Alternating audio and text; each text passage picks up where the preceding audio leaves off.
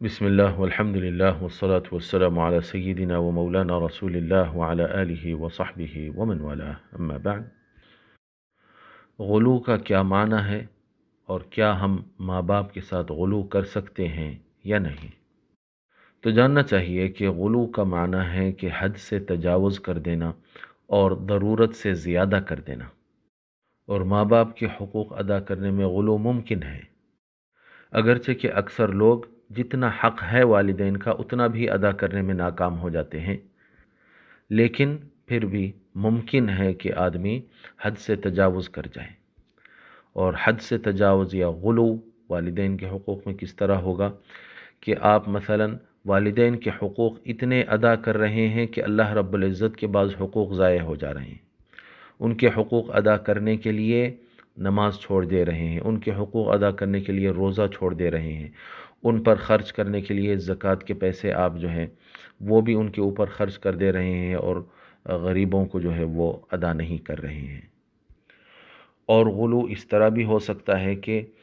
آپ والدین کی طرف اتنا زیادہ متوجہ ہو جا رہے ہیں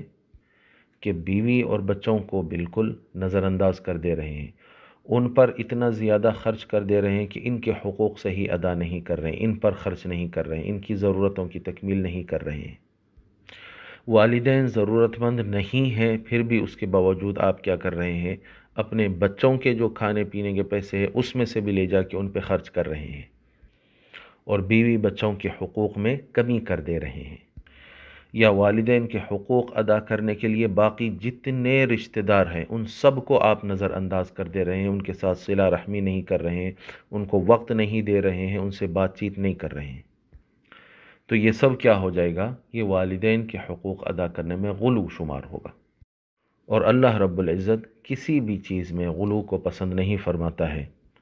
اللہ تعالیٰ ارشاد فرماتا ہے وَآتِ كُلَّ ذِي حَقٍّ حَقَّهُ، اور ہر حقدار کو اس کا حق ادا کرو۔ والدین کا جتنا حق بنتا ہے اتنا حق ان کو دو، اور بیوی بچوں کا جتنا حق بنتا ہے چاہے وقت میں ہو یا پیسوں میں ہو ان کو دو، اور ماں باقی رشتہ داروں کے پھر جو بھی حقوق بنتے ہیں، حسن اخلاق سے پیش آنا، ان سے تعلق کو نہیں توڑنا، اور اس طرح کے وقت پہ وقت ضرورت ان کے کام آنا، یہ ساری چیزیں پھر ان کے بھی حقوق ادا کرنا چاہیے۔ اور اللہ رب العزت ارشاد فرماتا ہے کہ لا تظلمون ولا تظلمون، نہ تم ظلم کرنے والے ہو نہ تم پر ظلم کیا جائے، اور یہ اسی وقت ہو سکتا ہے جب آپ کسی بھی حق میں غلو نہ کریں، اپنے آپ کا بھی حق ادا کریں، وَلِنَفْسِكَ عَلَيْكَ حَقٌّ، اپنے والدین کے حقوق ادا کریں، اپنے بیوی بچوں کے حقوق ادا کریں، اپنے دیگر رشتہ داروں کے،